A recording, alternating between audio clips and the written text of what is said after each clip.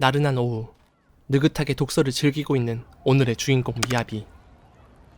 그리고 그녀의 하나뿐인 딸 아오이는 베란다에서 화분에 물을 주고 있었는데 미야비가 잠시 한눈을 판 사이 끔찍한 비극이 발생하고 말았습니다. 아오이가 그만 아래로 추락해버린 것이었죠. 그 사고 이후 남편은 딸의 죽음을 미야비 탓으로 돌리며 그녀의 곁을 떠나게 됩니다. 그렇게 미야비는 살아도 살아있는 것이 아닌 끝이 보이지 않는 고통의 수렁 속으로 빠지게 되었죠.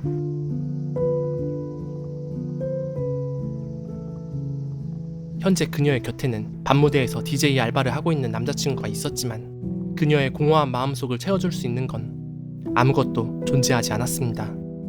한편 미야비는 딸이 죽고 난 후 콜걸로 일하며 생계를 이어나가고 있는 상태.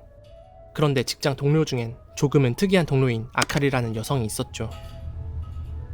네, 미야비ちゃん. 今日ね、お父さんに会うの. 그녀의 아버지는 そうなんだ。 오래전 사망한 사람. これから行くの？お墓参り。あかりのお父さんね、すっごいかっこいいんだよ。かっこいいだけじゃなくて、優しいし、面白いし. 그런데 마치 어린아이처럼 천진난만하게 아빠를 만날 거란 이야기를 늘어놓기 시작했습니다. あとね、一緒にお菓子作りとかもしたりするんだけど。あかりちゃん、指名入りました。はい、わかりました. 아카리의 슬픈 눈동자는 어딘가 모르게 미야비를 닮아 있었죠. 잠시 후 매니저인 아이자와와 퇴근하고 있던 미야비. 그때 相沢さん、あれ、あかり。 우연히 거리를 배회 중이던 아카리를 발견하게 되는데 하지만 아카리의 모습은 어딘가 이상해 보였습니다. 곧이어 그녀는 길가에 있던 행인들을 무참히 살해하는 충격적인 행동을 하기 시작했습니다.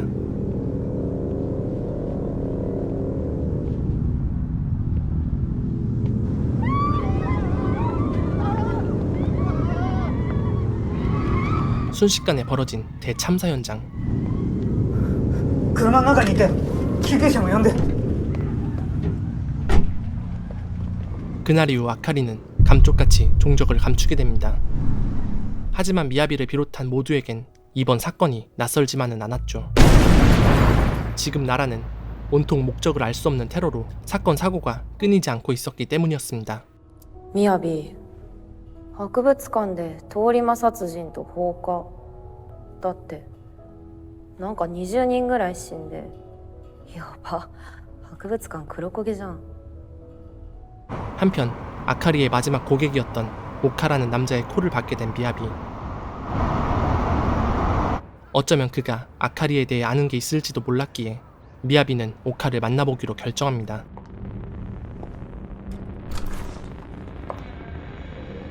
잠시 후 도착한 오카의 집안 풍경은 빛 하나 새어들어오지 않는 암흑 그 자체였습니다. 곧이어 인기척을 느끼고 뒤를 돌아보는 오카.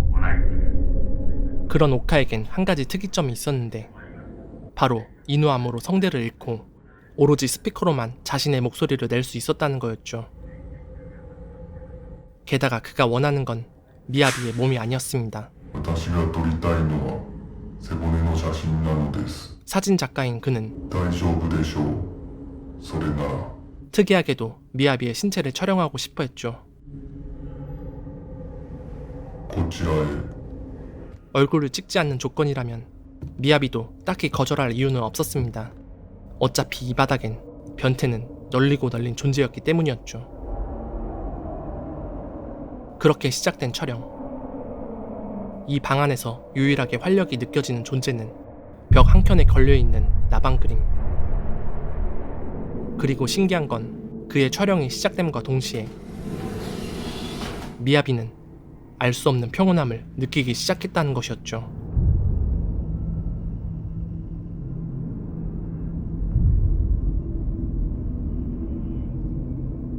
생각보다 촬영은 빠르게 마무리되었고 이제는 집으로 돌아갈 시간. 終わりました。早かったな. 하지만 아이자와는 오카에게 왠지 모를 섬뜩함을 느끼게 됩니다.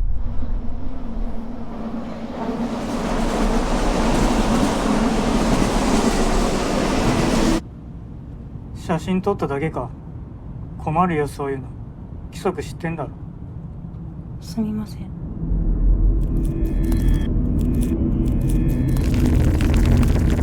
한편 미야비의 남자친구에겐 근심이 하나 있었습니다. 시간이 제법 흘렀음에도 여전히 딸의 죽음을 떨쳐내지 못한 미야비가 걱정됐기 때문이었죠.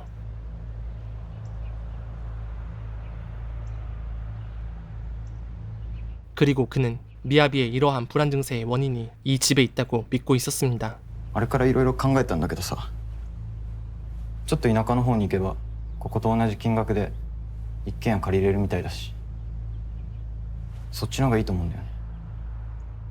하지만 들은 채도 안 하는 미야비. 그녀는 모든 죄책감을 털어버리고 새 출발할 용기가 없었죠. でもさ、あんまり良くないと思うんだよね。 남자친구는 그저 こういうとこにずっと住んでるの。 미야비가 죽은 딸이 아닌 자신을 바라봐주길 바랬습니다. それ触んないで。願いだから。 하지만 그건 그의 욕심일 뿐. ごめん。それ返して。 그 무엇도 아오이의 빈자리를 대신할 수 없었죠.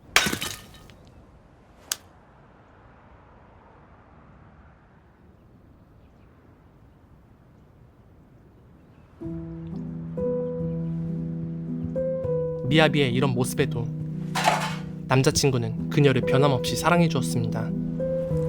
깨진 화분도 새 걸로 사다 주었고 미야비 역시 언제 그랬냐는 듯 남자친구에게 받았던 마음의 생채기가 금방 치유되었죠. 水あげるの手伝ってくれないか。この子かわいいね。いいでしょ。うん。あ、タバコもらっていい？今、初めて会った時のこと思い出した。初めて会った時？どんなだっけ？ここでタバコ吸ってて、うん。そしたら君が近づいてきて、タバコくれないって言ったの。今と一緒。全然覚えてない。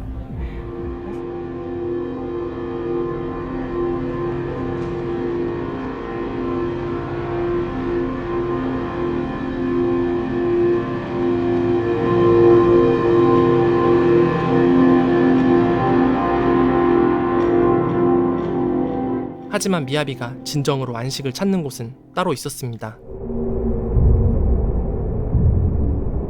바로 오카의 사진 촬영 시간이었죠. 그도 그럴 것이 촬영을 거듭하면 거듭할수록 간절하게 보고 싶은 아오이의 존재가 점점 더 가까워지고 있는 게 느껴졌기 때문이었습니다.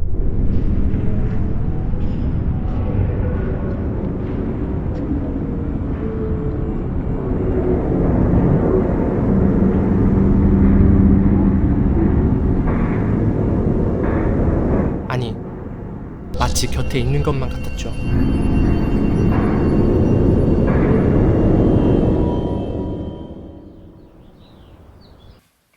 결국 미야비는 언제부턴가 이상 행동을 하기 시작했는데 それ何？ 한편 미야비 본인도 이상함을 느끼고 있던 건 마찬가지였습니다. この写真、元旦那が撮ったの？ 줄곧 아무 생각 없이 보곤 했던 딸과 함께 찍은 사진의 출처를 모르고 있던 것이었죠. 覚えてない。覚えてる。じゃあ誰が撮ったの？ 그때 머리를 스쳐 지나간 한 사람. 바로 아카리. 그녀의 소셜 네트워크 계정엔 자신과 비슷한 구도로 촬영된 그녀의 아빠가 함께한 사진이 있었죠.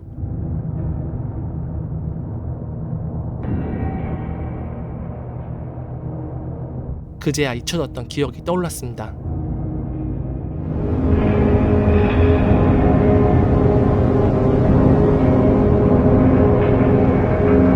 오카는 사실 예전 자신의 꿈속에서 만났던 적이 있는 존재였던 것.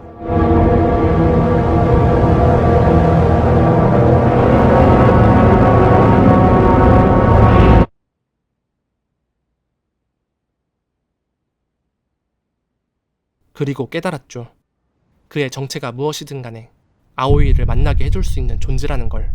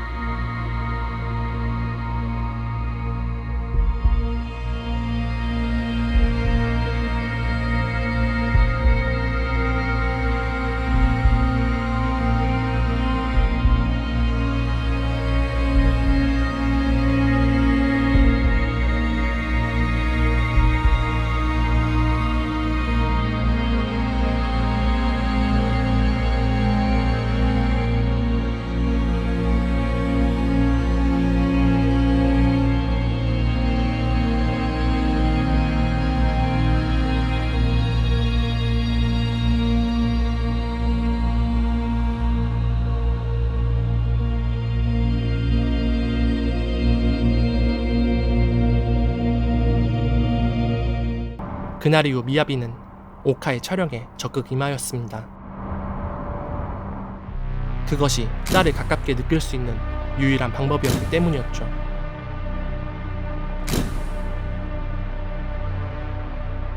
私あなたに会ったことがあります。あれは夢の中だった。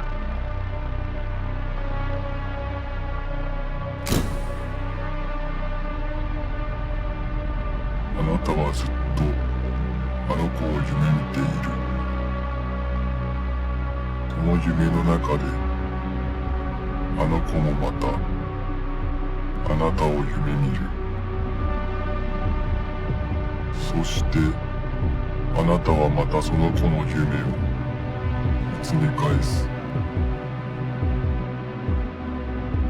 今のあなたには聞こえるあの子の声が。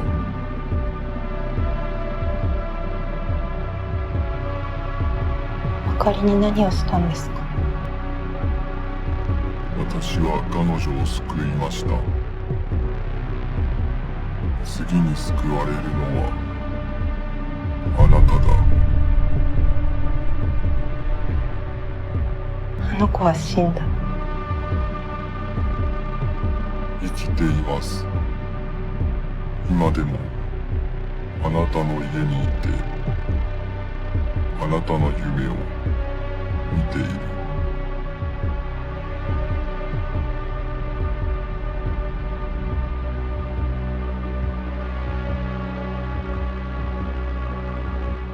그리고 촬영이 거듭될수록 미야비의 이상 증세는 더 악화되어 갔죠.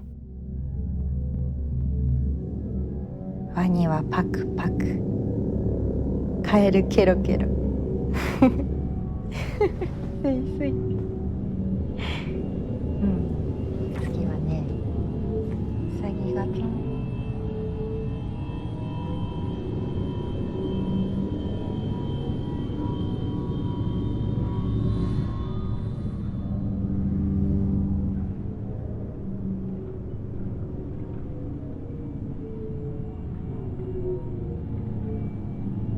あ、いたんだ。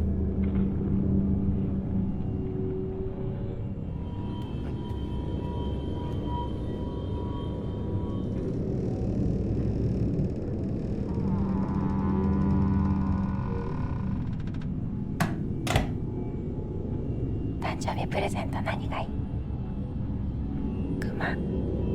もう持ってるじゃない。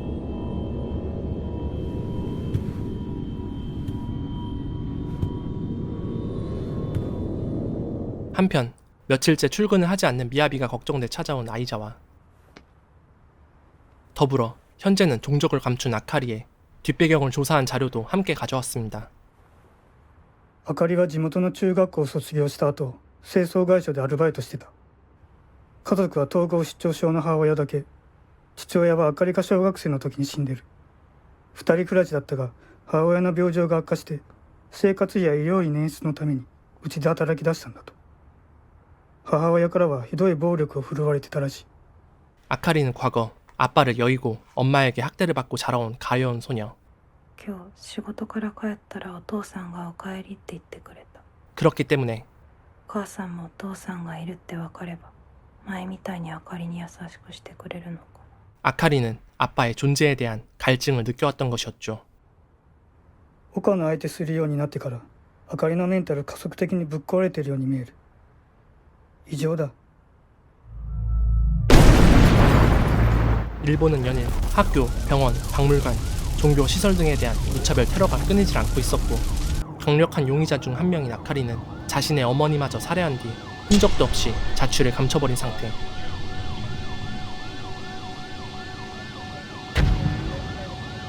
하지만 그건 미야비에겐 그닥 중요한 일이 아니었죠.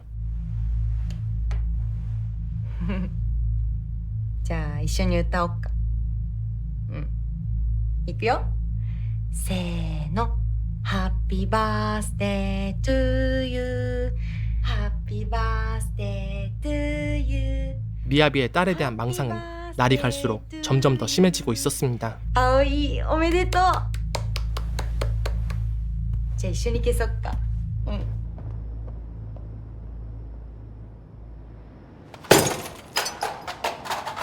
남자친구에게 필요했던 건 그녀를 이렇게 아프게 하고 있는 슬픈 과거가 그녀의 기억 속에서 소각되는 것이었죠.「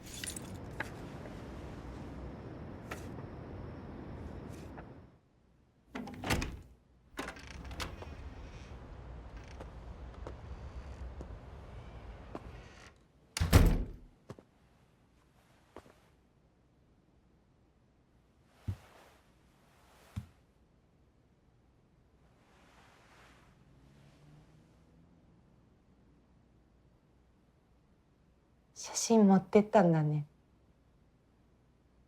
分かってるよ全部。だけどダメだった。葵が消えてくれないの。私の中から。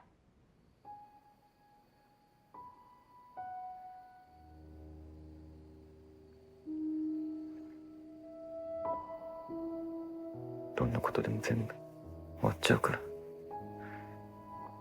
永遠に一緒っていうのは無理だけど、なんていうか、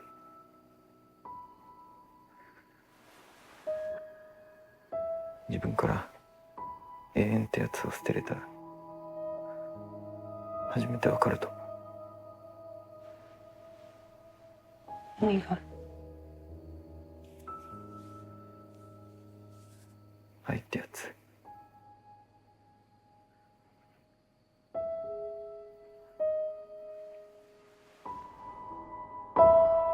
ねえママ聞いてよ。ねえママ絵本読んで。 한편 미야비의 이상 행동이 오카 탓이라 생각한 아이자와는 그자가 집을 비운 사이 그의 집을 조사해보기로 하는데, 그리고 그곳에서 절대 마주하지 말았어야 할 진실과 조우하게 됩니다.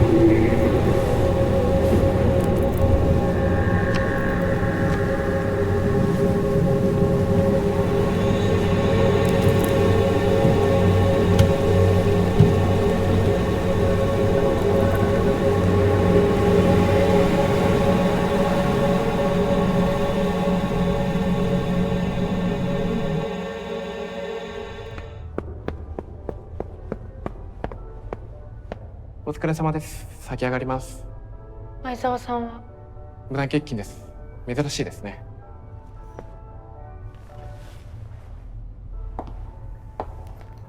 みやび、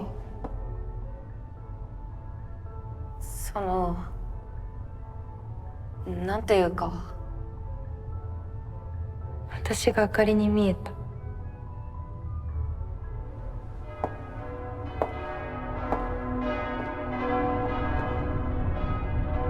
あなたはこんな夢を私に与えて何が欲しいの？歴史。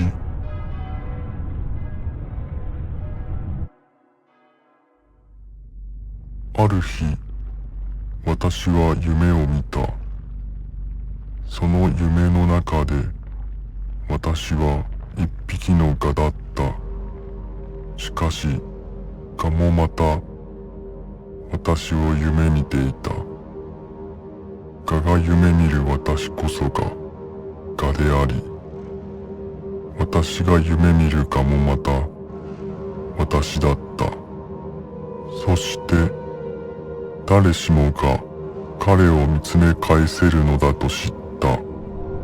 あなたも蛾を見つめ返すことで全てを叶える。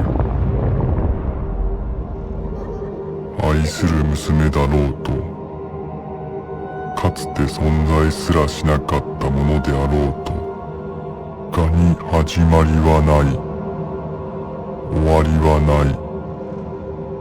故に彼らは歴史を羨望した。あなた、彼女、存在。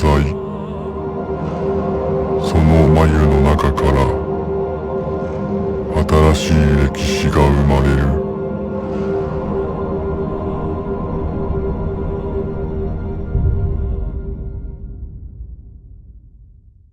마지막으로 미야비의 눈을 찍음으로써 그녀가 그토록 원했던 딸 아오이와의 만남이 성사되게 됩니다.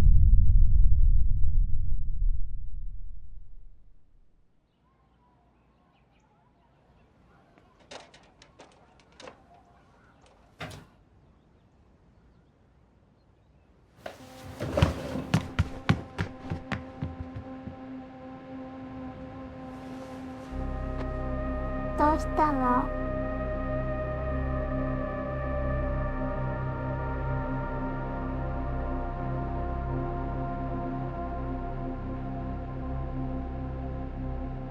水あげるの上手だね。うん。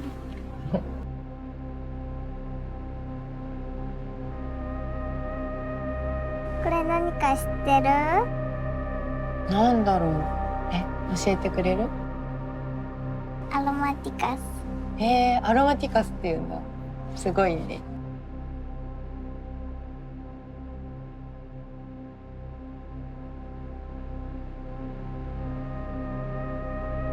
あ、これ知らない。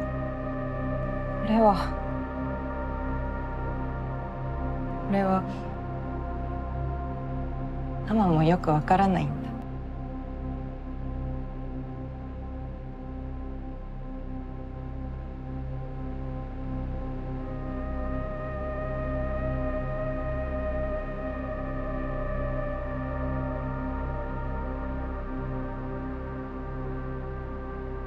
葵。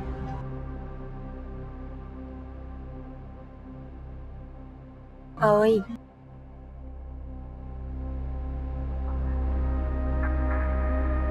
あなたは私の夢。本物じゃない。ママ何言ってるかわかんないよ。葵はベランダから落ちて3年前に死んだの。私が目を離したから。ねえ、ごめんね。ママ、私痛かったよ。すっごく痛かったよ。ごめん。ごめんね。いつか会えるから。その時までちょっとだけ。あなたは世界で一番の花の宝物だよ。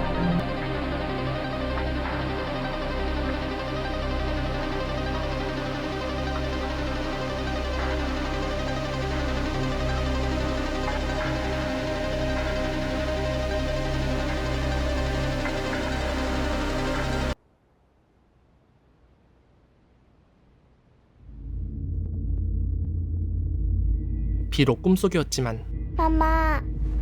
미야비가 원한다면 아오이를 계속 만나는 것이 가능했죠. 怖い夢見た。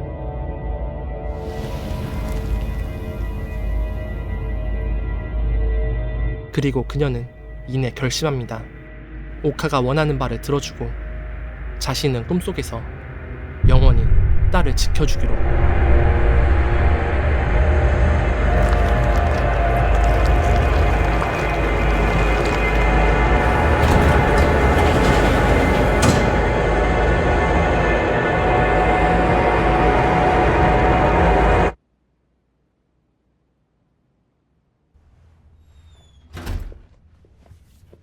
みーちゃん。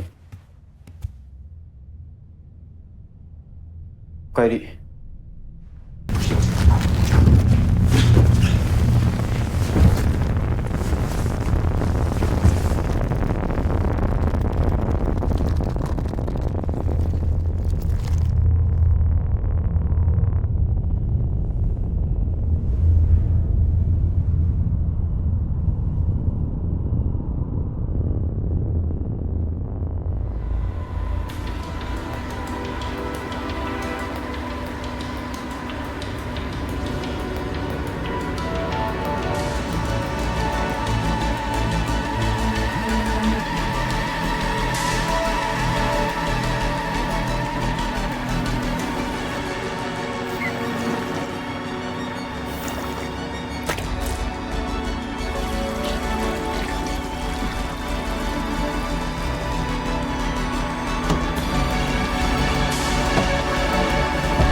20代から30代の女がガソリンを積んだ車で市内の小学校に侵入し、その後校舎に衝突、爆発、炎上しました。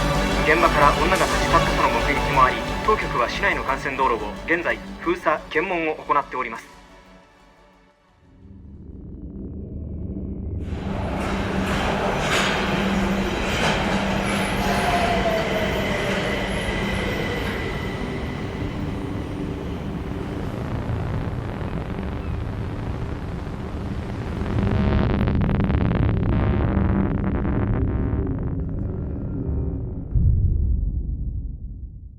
미야비는 삶의 방향성을 잃고 끝이 보이지 않는 고통이란 수렁에 빠진 여성입니다. 그런 그녀가 구성원으로서 몸담고 있는 사회는 그녀의 차가운 표정과 절제된 움직임처럼 경직되어 있고 붕괴되어 가고 있죠. 영화는 사람들이 겪고 있는 고통에 대한 은유이며 이로 인해 비록 꿈일지라도 유일한 탈출구를 택하는 사람들을 그려내고 있습니다. 이와 관련해 감독은 영화의 제목처럼 사람을 악으로 이끄는 종교에 대해 이야기하고 있는데요. 극단적인 형태로 종교에 의지하고 있는 사람들은 대개 무척 고통받고 있는 사람들이며 어떤 경우에는 삶을 고통의 끝이 보이지 않는 감옥으로 인식하곤 합니다. 이에 가짜 구원자들은 사람들의 이러한 사고방식을 이용하여 자신의 목적을 이루곤 하죠. 다만 영화 속 오카의 정체는 불분명합니다. 그는 테러리스트일 수도, 인간의 삶을 질투하고 인간의 모습을 한 나방일 수도, 아니면 세상을 혼란에 빠뜨리려는 악마일 수도 있겠죠. 확실한 건 오카는 부서진 것을 이용해 세상을 하나로 묶는 응집력을 무너뜨리고 있다는 것이고, 그건 지금 이 순간에도 어떤 형태로든 우리 안에 침투하여 혼란에 빠뜨리고 있을지도 모른다는 것이죠.